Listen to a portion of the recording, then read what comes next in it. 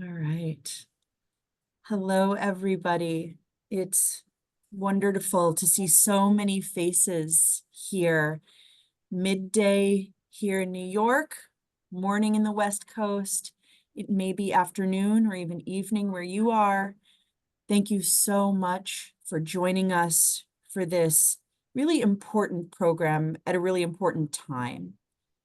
I'm Rabbi Sarah Berman. I'm Director of Adult Education and a rabbi here at Central Synagogue.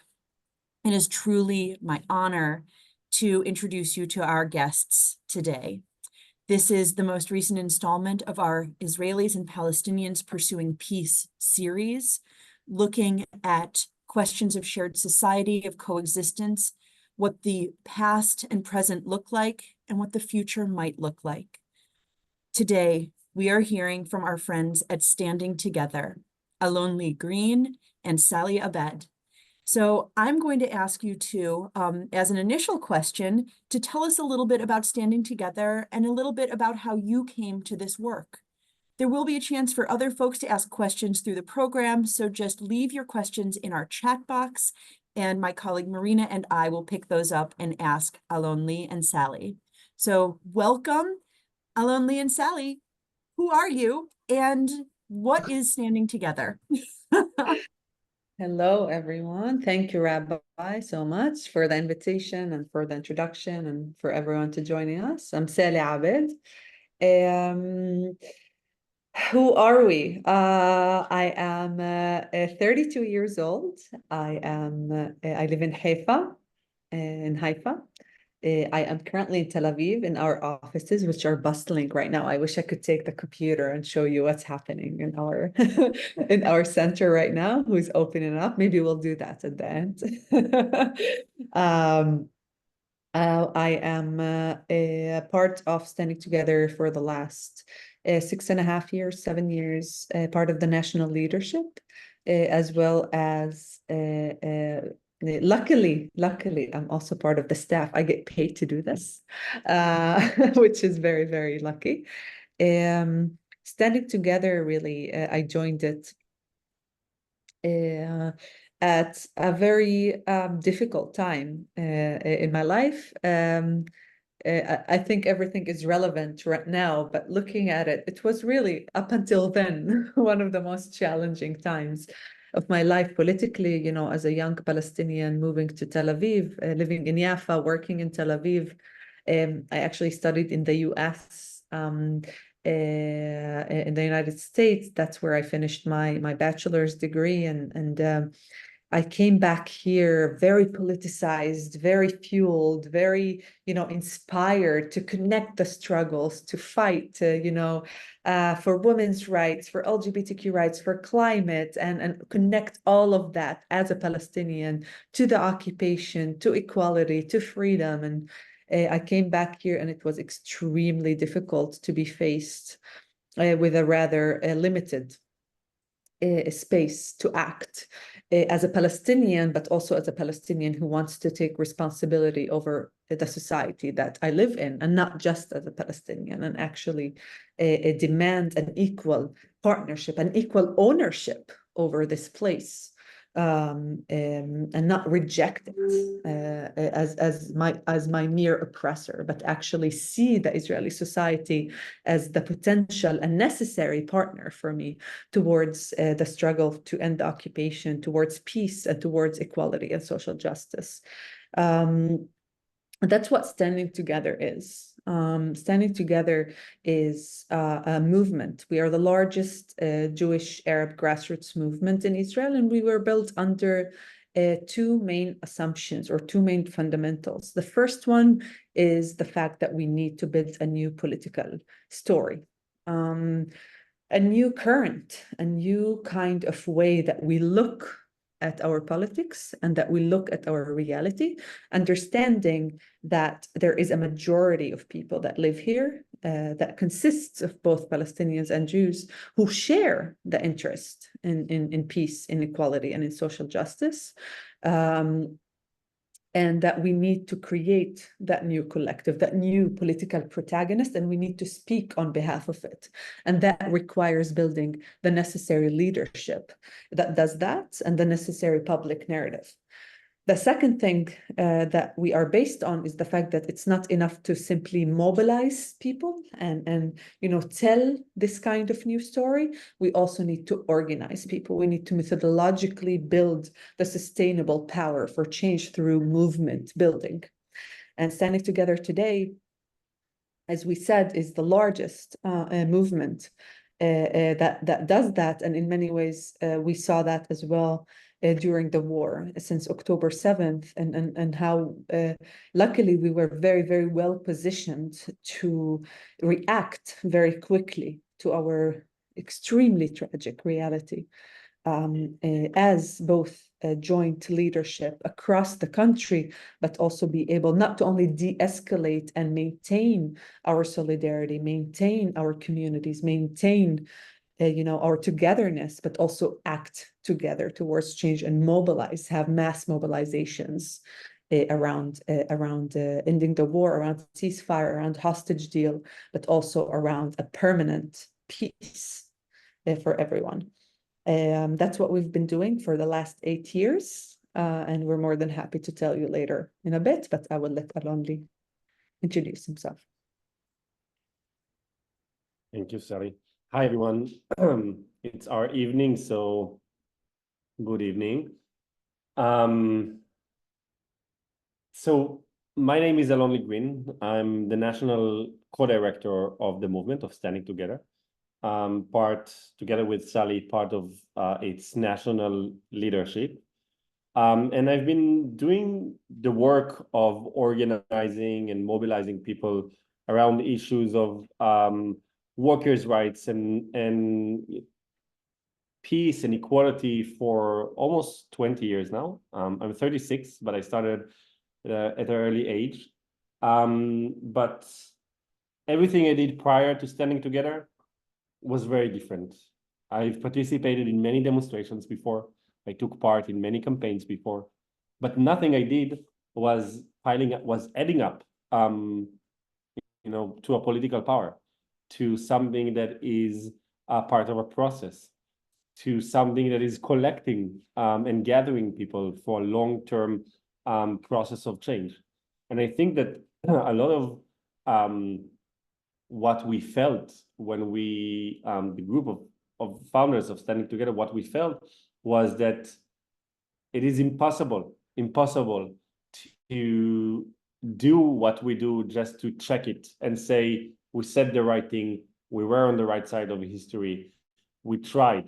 No, we are doing what we're doing really in the attempt to change reality, to really think what is the best way, what are the things that we need to do in order to really change reality and not just condemn it, not just to curse it, not just to say that we tried.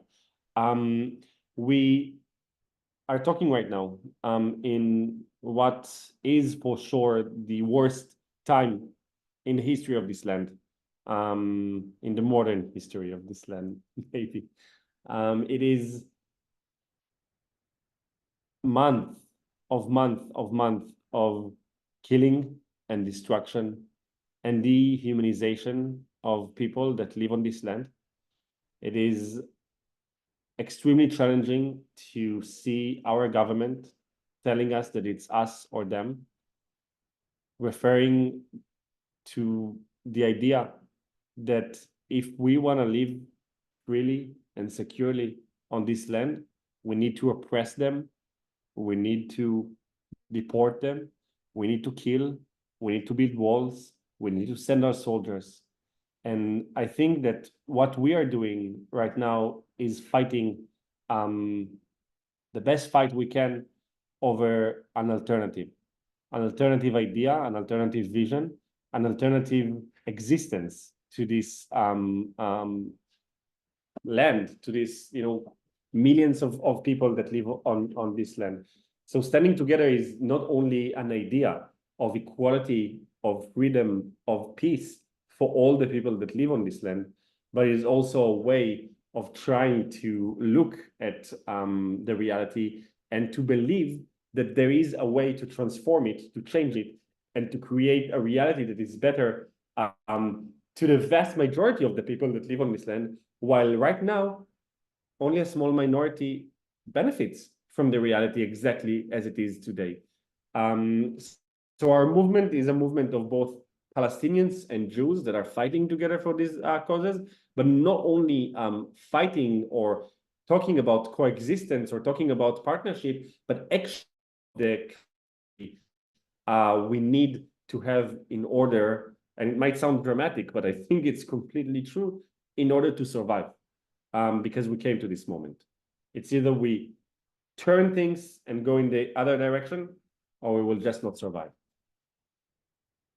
So if you can both, excuse me, if you can talk to us a little bit about the work that you do, how do you execute this vision for shared dignity, shared security, shared coexistence on this land?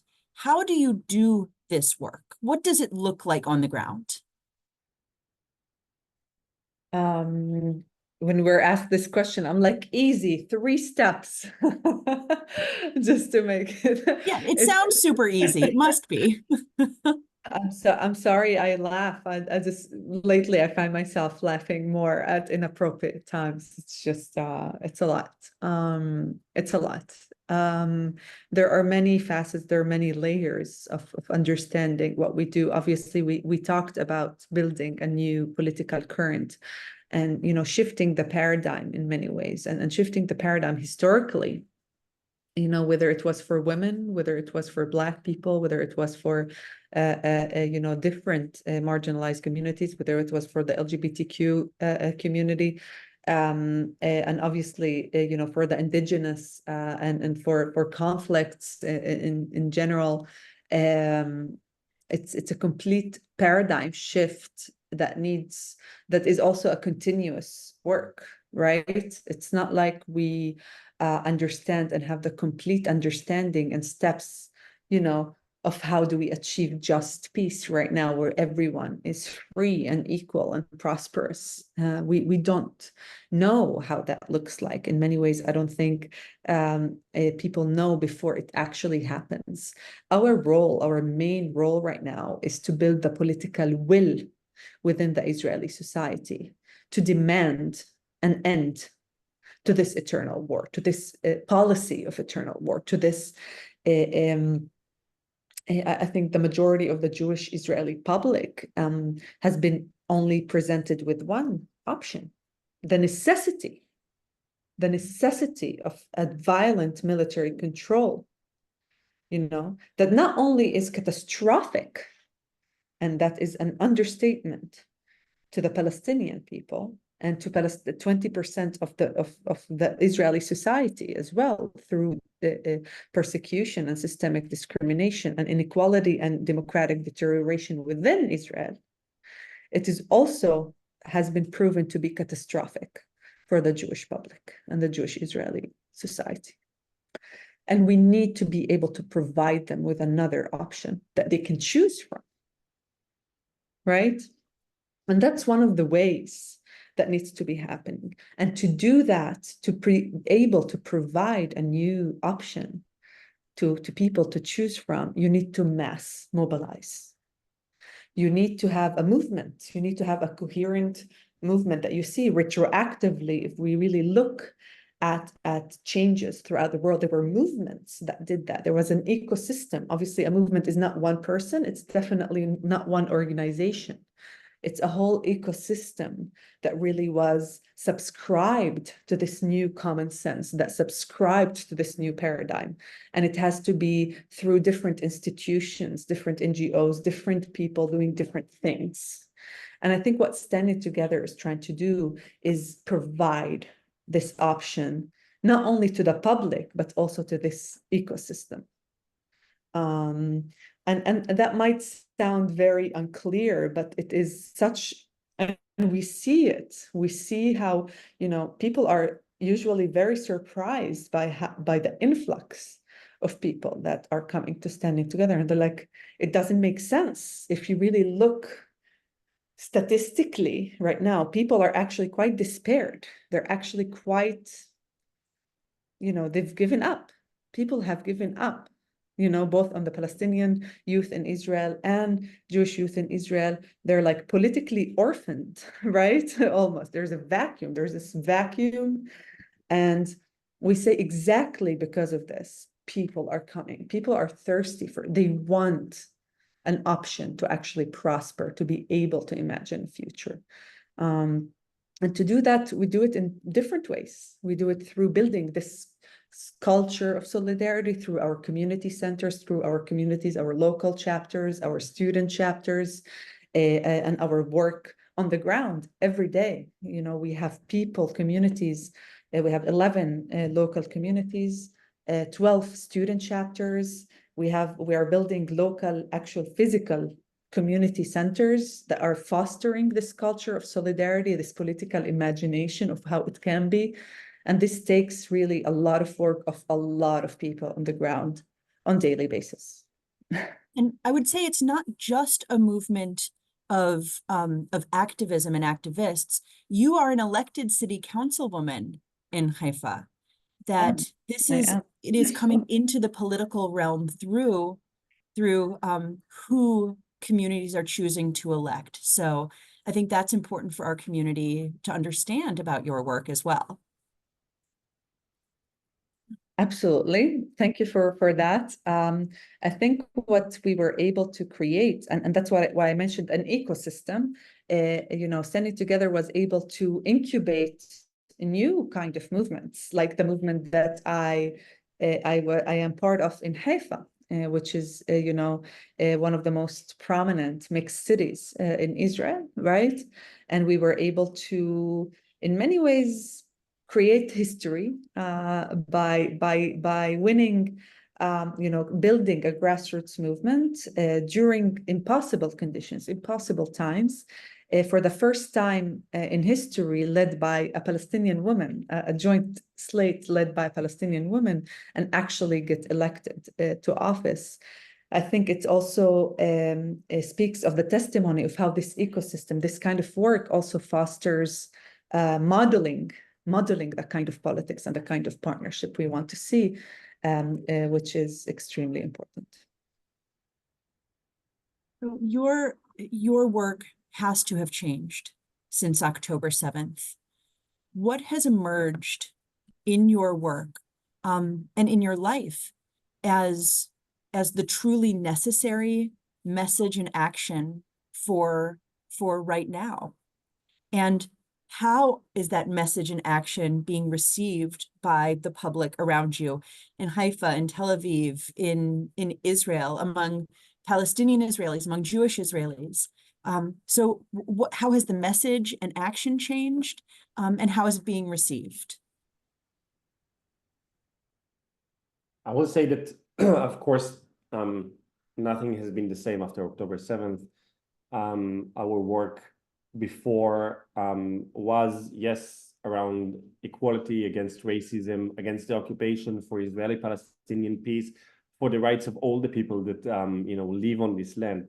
But since October 7th, we understood first that we have the responsibility for our communities, the responsibility to act right now to try and save the relations or the existence of both Palestinians and Jews, sometimes in the same city, sometimes in the same building. And it was dangerous. It was dangerous because the people that are in power in Israel, ministers like Smotrich and Ben-Gvir, they didn't wait an hour to try and navigate this tragedy, this massacre, this fear that people had towards the direction of saying, the Arab neighbor you have in your neighborhood, you have in Haifa, you have in Lud, you have in Jaffa, you have sometimes in your building, they are waiting for Hamas to call them and to tell them to act against you right now. So we need to act against the Palestinian citizens of Israel, 20% of our population in Israel. And we saw the dangers. We saw the dangers not only of turning against each other, of the incitement and the persecution against the Palestinian citizens of Israel, but we also saw the danger of simply losing our humanity. It was, let me rephrase it, it is still a debate, a not agreed thing to say that people in Gaza, most of the people in Gaza are innocent. You can write it right now on your social platform and people will tell you there are no innocent people in Gaza. There are no innocent children in Gaza. Some of the mainstream TV channels in the 8 o'clock news had people sitting in the panel saying that we need to destroy the entire land of Gaza, that we need to kill all the people in Gaza. And it was received without a blink of the news anchor or the people that were sitting next to them. And this was an obvious thing from the very first moment, that we are not only in a war between Israel and Hamas, not only in a war over Gaza, but we are actually in a war over our own humanity, over the question of what kind of society we're going to be. So we acted quickly, we acted in an emergency capacity. We created a project of solidarity, guards of Jews and Palestinians from the same city, from the same region, working together to do acts of solidarity, to show that we're in this together, that we are suffering together, that the missiles that were falling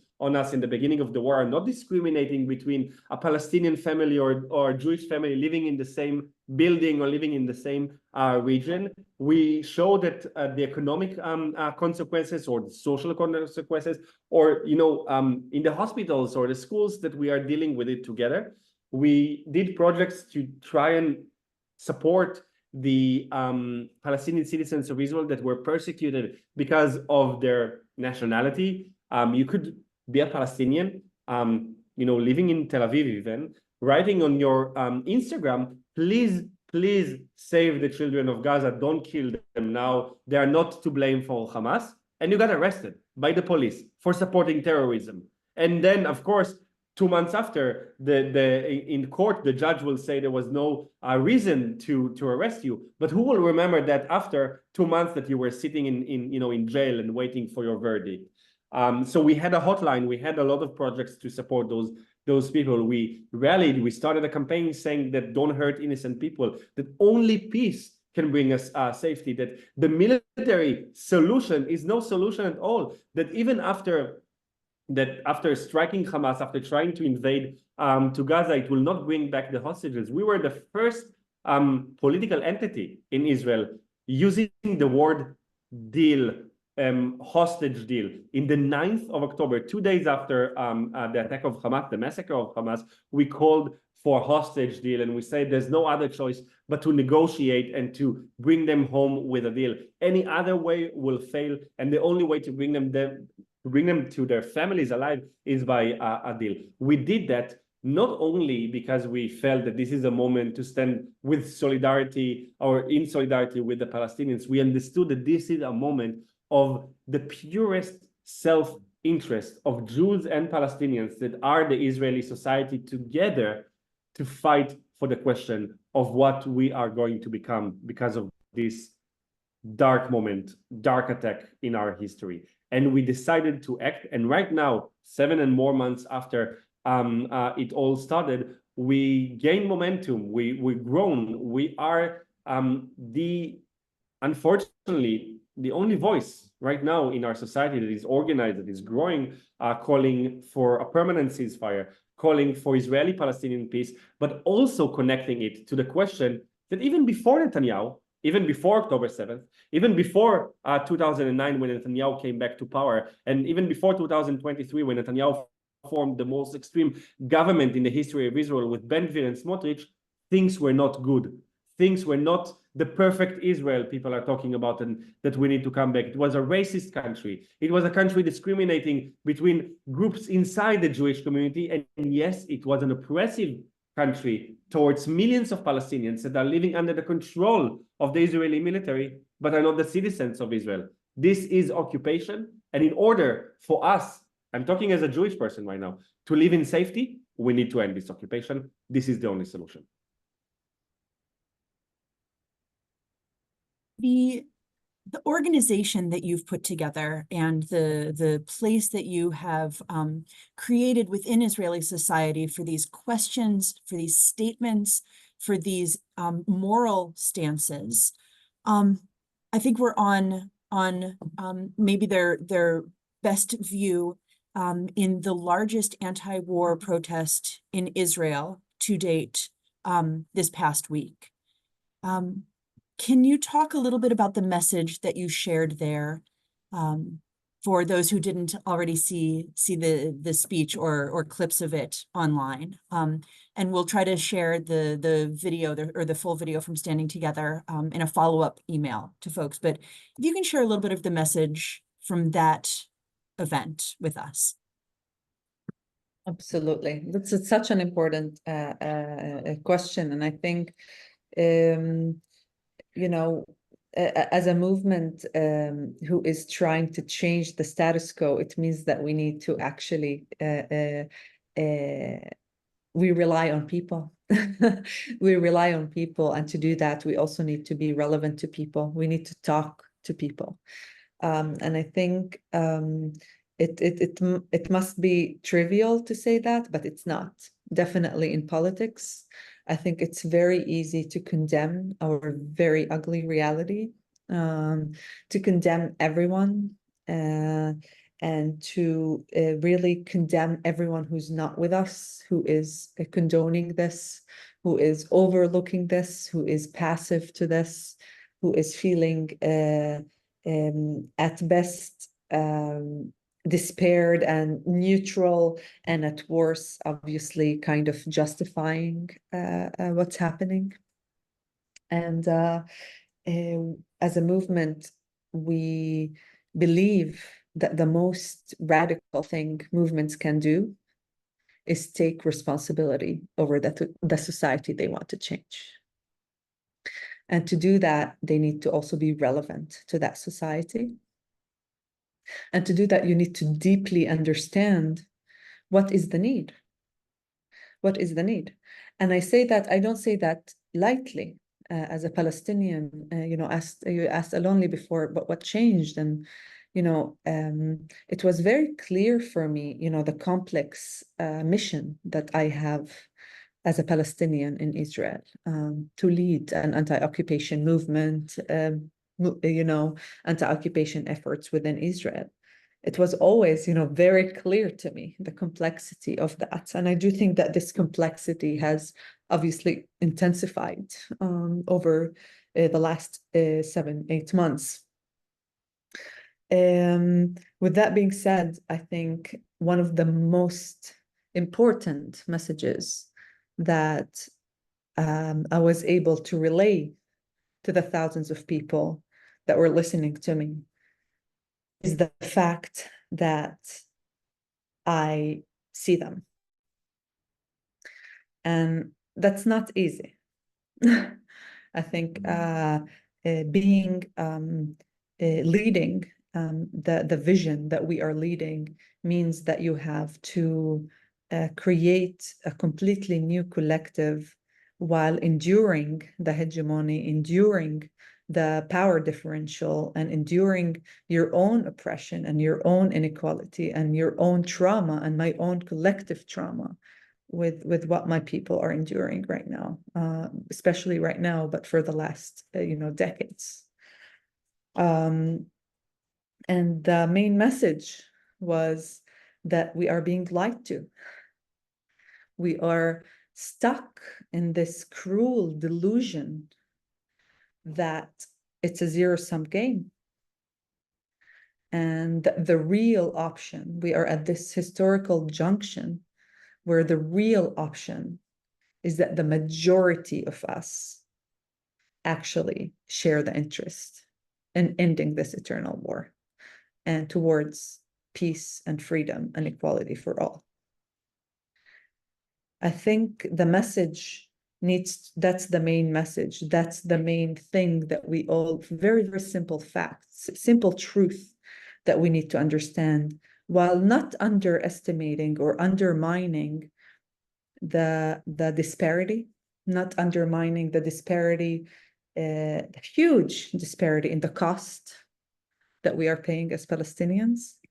But it's very important, and I say that especially because I'm here talking to an American audience as a Palestinian. We never can really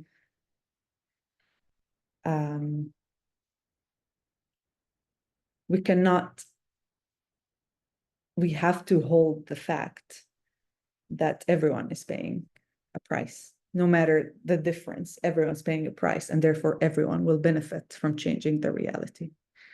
And that's our message. It's very simple.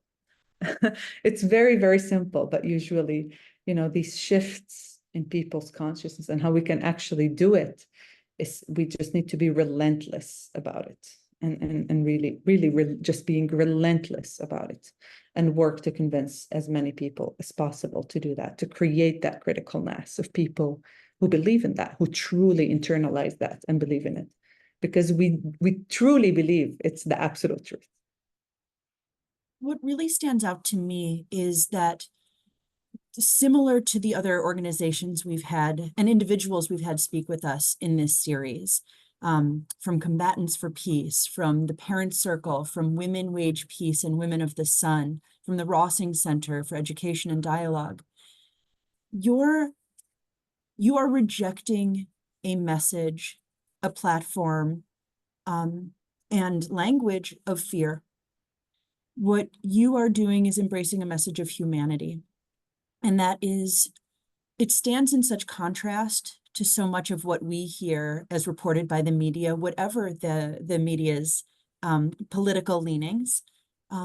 So much of what we hear here are the messages of fear. And so I think it really stands out, your focus on humanity.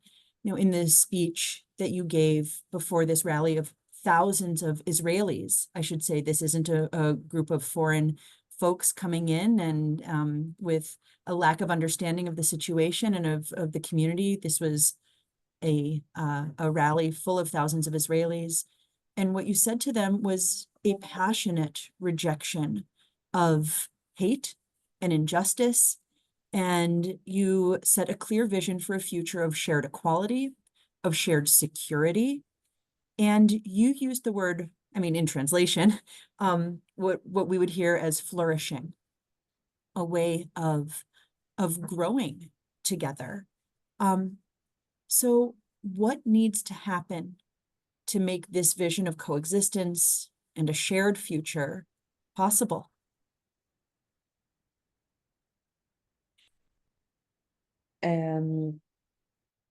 We recognize, a lot of you, and I see some questions here. And by the way, whoever's sending me questions privately, maybe send it to everyone just so they can, because I see some people are sending me privately. So right, and I should say that I'll be selecting the questions to ask. So yeah, it's so most effective to send the questions to everybody. See some people asking me, what does that mean?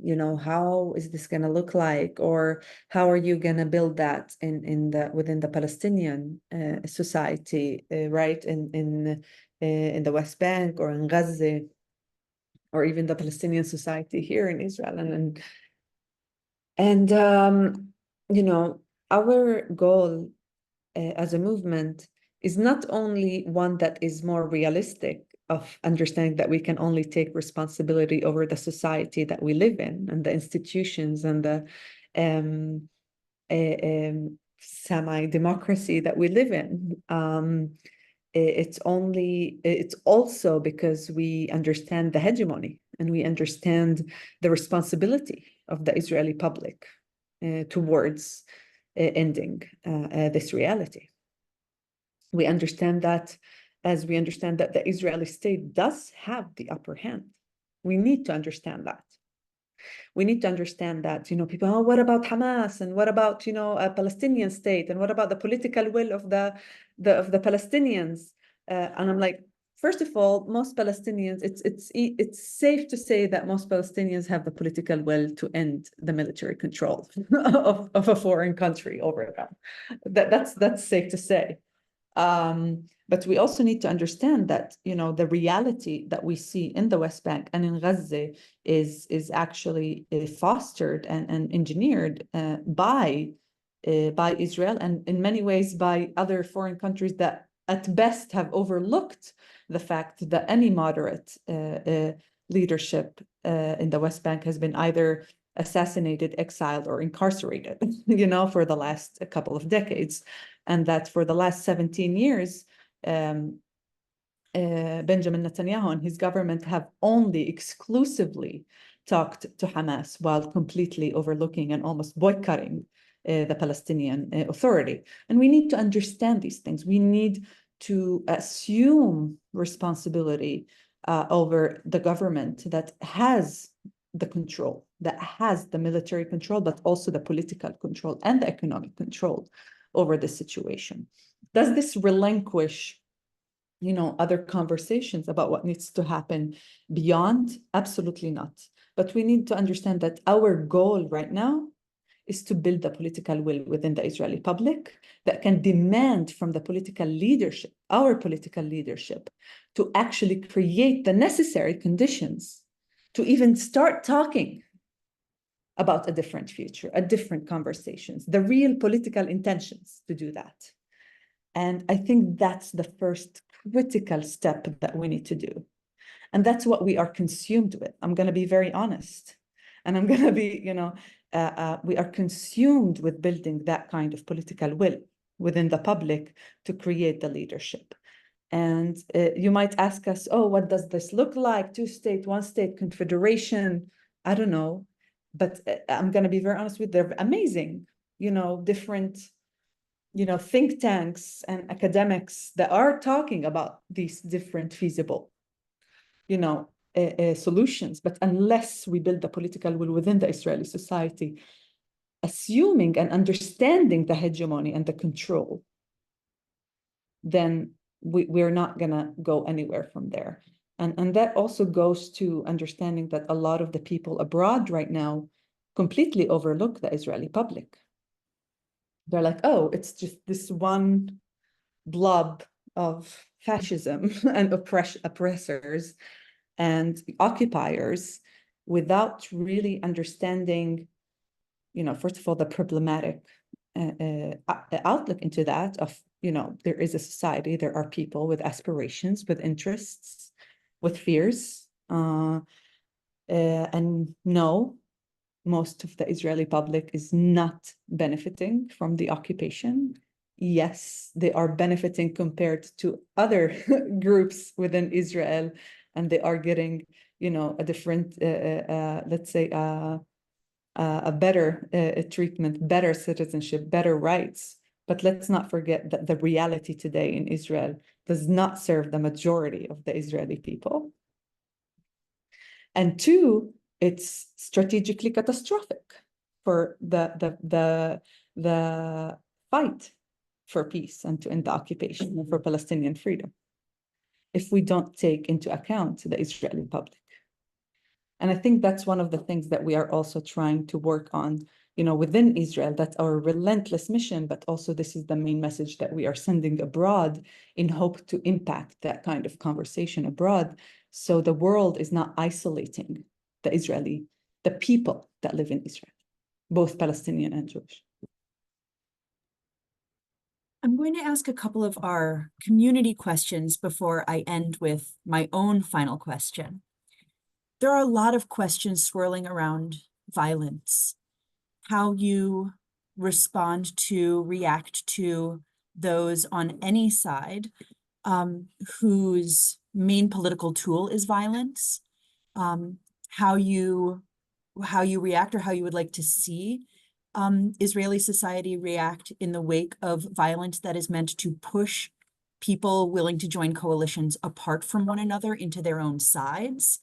How do you react to, how do you see violence as a political tool and how it's affecting your movement that really rejects that?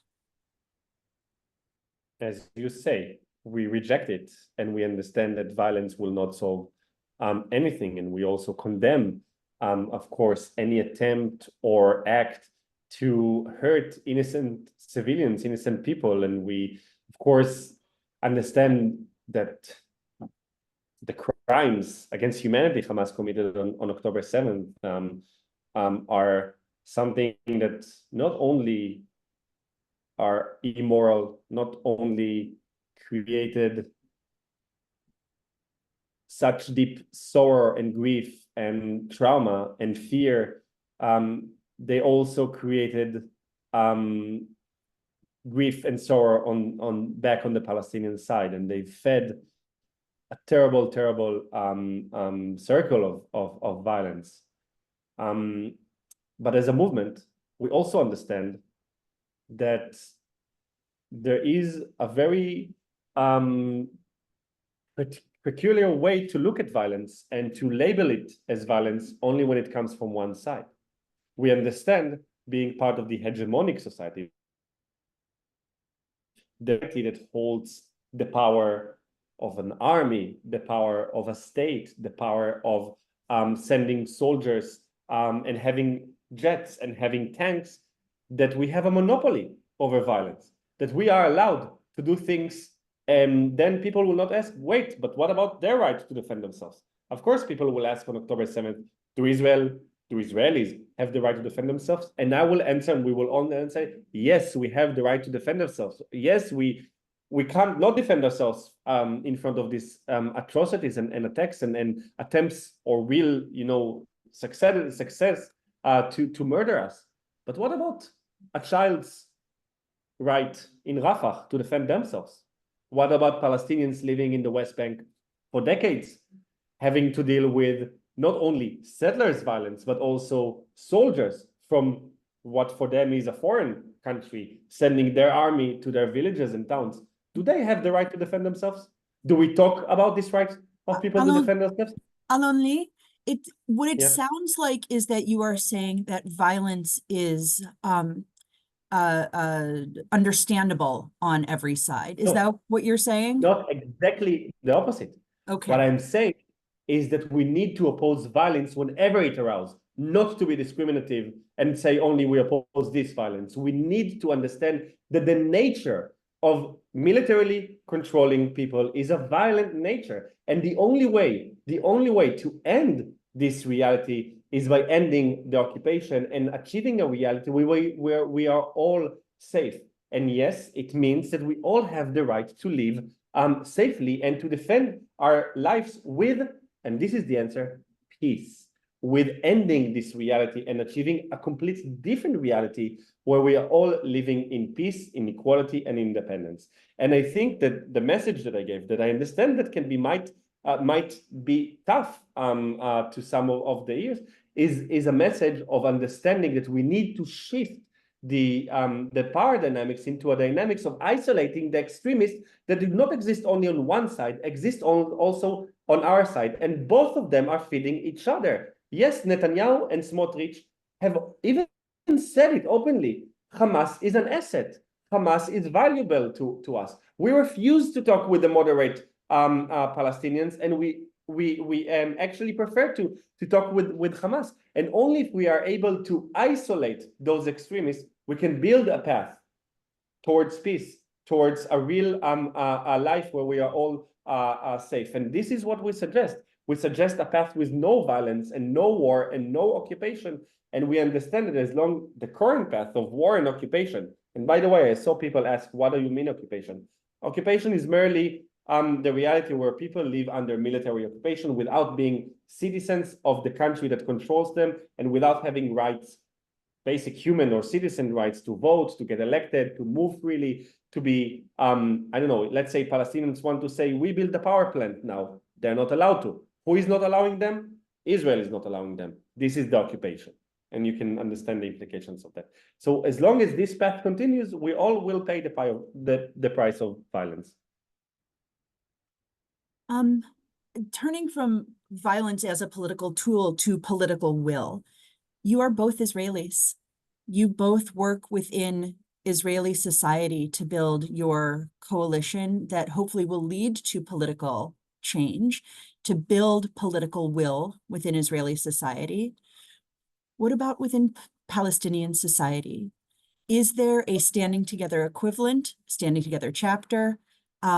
Should there be within Palestinian society to shift political will within Palestinian society in occupied territories or within Israel itself. It looks like Sally got dropped from the call. So Alon-Lee, I hope you have a Yeah, but Sally's probably will pop in this door in a second. perfect. Great. Sally? Okay. We'll have I you will start. I will answer that. We understand that politics starts with people's lives. It starts from the moment you open your door and you ask yourself, how do I get to my work? What is happening in my work? What is the salary I get? Sometimes even what happens inside my house. Policies that affects our lives. And in order for politics to be effective, we need to have the starting point of our politics in people's life. This is what we try to do in Standing Together when we try to build the will of people to change reality. It is not about, we never come to families of the hostages, to people that live in Haifa, to people live in Tel Aviv or Jerusalem, or Palestinian citizens of Israel or Jewish citizens of Israel, and we tell them, stand in solidarity with someone else. It is important, but it can never change reality. We speak about the fact that we also have the interest to create the reality where someone else will benefit from, but we will also benefit together from. And this is what we call joint interest, a politics that is based on shared interests of people that together today lose in very different ways sometimes, or very different degrees or volumes from the same reality, but can benefit together from a new reality that is isolating the minorities that hold us in prisons, minorities such as Hamas in Gaza and sometimes in the West Bank, minorities like the extreme settlers that are benefiting from this reality. And what we're trying to do is to really connect to a pain of a mother. A mother can be screaming about her child that was burned alive in Rafah right now from a missile Israel thrown, or a mother can be sitting next to her phone right now in Israel, in an Israeli city, dreadful of the most terrible call she can get about her son dying in Gaza from a person from Hamas shooting her son. The fear, the pain can be the same pain. And it is important to understand and to connect to these pains and life experiences. And only from there, only from feeling this empathy, we can create we can create a majority, we can create connections and to come together in one movement or in one society and to say, enough, we had enough of these terrible feelings, experiences, and life, and we need to create change. Change is, Sally is back. Change really is the operative word here on every side when it comes to political situation, to use of violence, to a new reality, building a new reality. Sally, the question that I asked as you lost connectivity was about building political will. No, that's okay. Welcome back. It was about building political will amongst Palestinians, both living in the West Bank and Gaza and within the borders of Israel.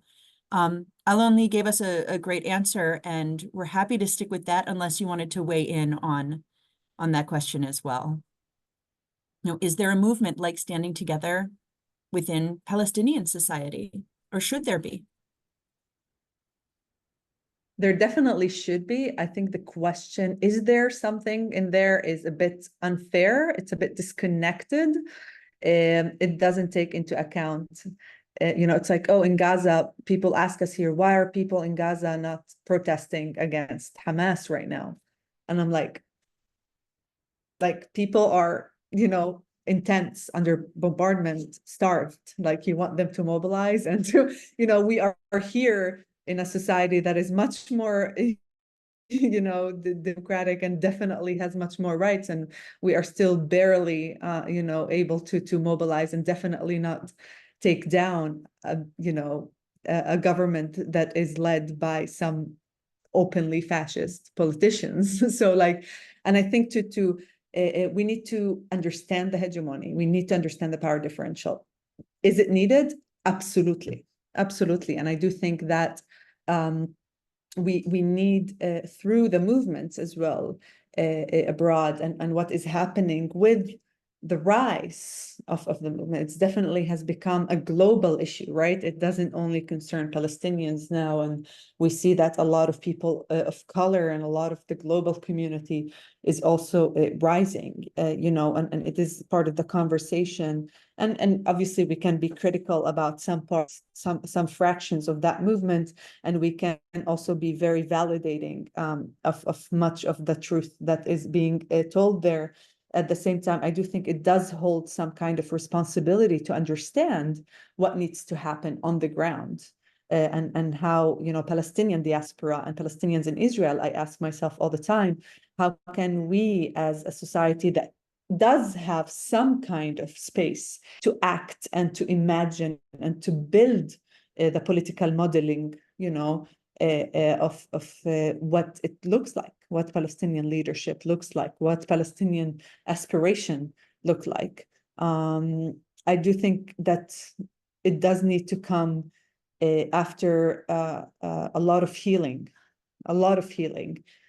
we cannot overlook the immense catastrophe that Palestinians are going through right now. We cannot overlook that. It is just beyond a trauma. It is beyond trauma. It is a complete catastrophe. It's almost a complete erasure of civilization, of a society. And we need to understand that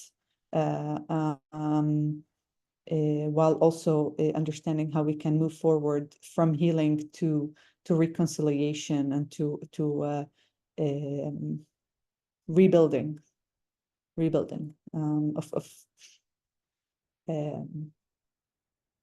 I don't know what Alon-Lee answered, but I just think it's an unfair question if I'm going to be blunt. Fair. You've given us a lot of very difficult language and a lot of very difficult positions to think about, but that's why we wanted you, and that's why we wanted our community to hear from you about what you think is possible and what you think is needed to make a change, to make coexistence and dignity and equality and security and flourishing possible. That's why we wanted to hear from you.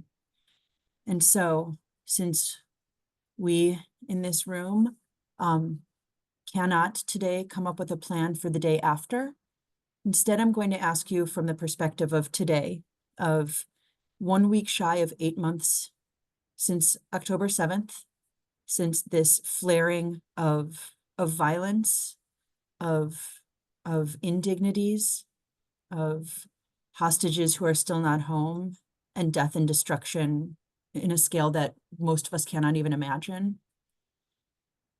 We here in this room, we all have lots of opinions because we feel deeply connected to you and to where you are and to all the people who live there. Do you feel that there's an appropriate, helpful, or productive place for American Jews in the unfolding of Israeli and Palestinian coexistence? This is the what can we do question. I don't want, yeah, go, please, Alon-Lee. I will say that despite of the terrible loud voice and noise, despite of how, and you will be right, how you think that you will touch the subject publicly and you will get burned because everyone will have an opinion, everyone will shout their opinion on you, and it will be tough. Stay involved,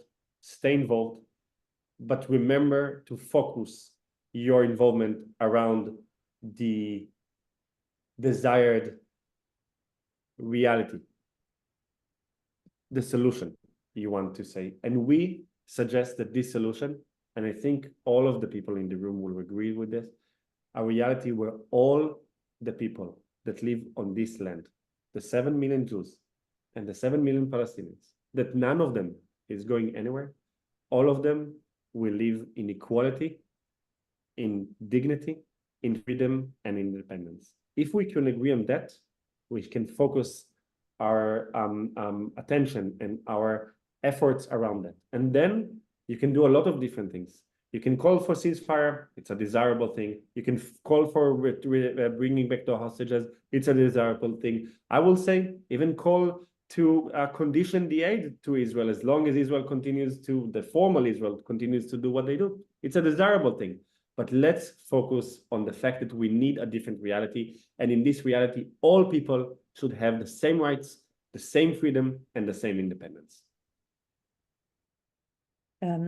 Rabbi, I want to say, first of all, thank you. And thank you, everyone, for allowing yourself to be uncomfortable. I know that we have been, pushing maybe some of the limits. We just feel like we have the privilege not to. And we thank you for the willingness to do that. So that's one thing. Allow yourself to feel uncomfortable.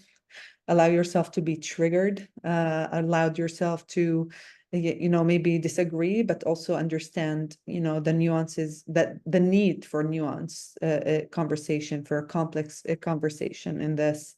And I really hope that really settles in, even if it doesn't, if you don't agree with that. I agree with Alon-Lee, of course, of what needs to happen. And I think there needs to be a real conversation about, I think for the Jewish diaspora,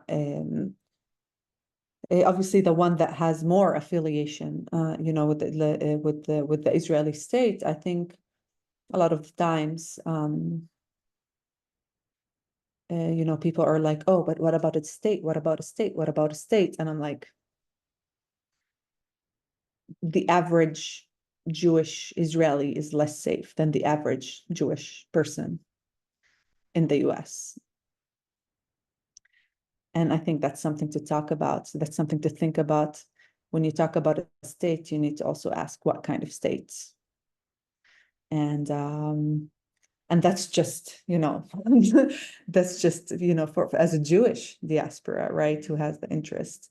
And that's completely detaching it from the moral of the immense moral and human cost that this has put on all of us, but mostly Palestinians.